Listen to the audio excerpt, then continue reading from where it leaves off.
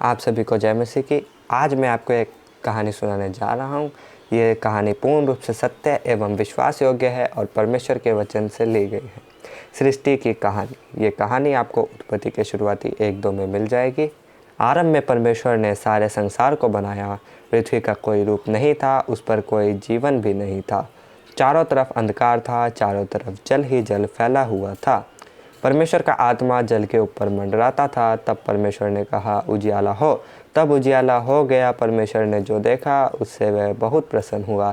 तब उसने उजियाले को अंधियारे से अलग किया। संध्या समाप्त हुई और सुबह हो गई। वह पहला दिन था। तब परमेश्वर ने कहा, आकाश बन जाए, और ऐसा ही हो गया। इस प्रकार परमेश्वर ने आकाश बनाया। संध्या समाप्त हुई और सुबह हो गई। वह दूसरा दिन था।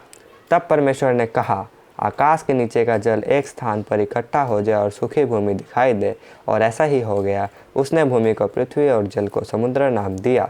इससे यहोवा प्रसन्न हुआ। तब परमेश्वर ने कहा, पृथ्वी पर तरह तरह के पेड़ पौधे, कुछ बीज वाले और कुछ फल वाले उगे, और ऐसा ही हो गया। इससे परमेश्वर प्रसन्न हुआ। तब संध्या समाप्त हुई और सुबह हो गई। वह तीसरा दिन था। तब परमेश्वर ने कहा, दिन को रात से अलग करने के लिए आकाश में ज्योतियाँ हों। वे आकाश में चमके, जिससे पृथ्वी पर प्रकाश हो। साथ ही वे दिनों, वर्षों और ऋतुओं को भी बताएं, और ऐसा ही हो गया। तब संध्या समाप्त हुई और सुबह हो गई। वह चौथा दिन था। तब परमेश्वर ने कहा, जल में तरह तरह के जीवित प्राणी हो, हवा में सब प्रकार के पक्षी हो, और ऐसा ही हो गया। समुद्र के सब जीवित प्राणियों के, सब पक्षियों के, उन्हीं के समान छोटे बच्चे भी थे। परमेश्वर उनके लिए सब कुछ अच्छा ही अच्छा चाहता था। तब संध्या समाप्त हुई और सुबह हो गई। वह पांचवा दिन था। इस प्रकार परमेश्वर ने सब प्रकार के जानवर को बनाया, और वह प्रसन्न हुआ। तब परमेश्वर ने कहा, अब हम मनुष्य को अपने ही स्वरूप में बनाएंगे। वे मछलियों और पक्षियों पर अधिकार रखेंगे। वे बड़े से बड़े और छोटे से छोटे पालतू जानवर और जंगली और पर भी अधिकार रखेंगे। इस प्रकार परमेश्वर ने अपनी समानता में मनुष्य को बनाया, और उसे पुरुष और स्त्री करके बनाया।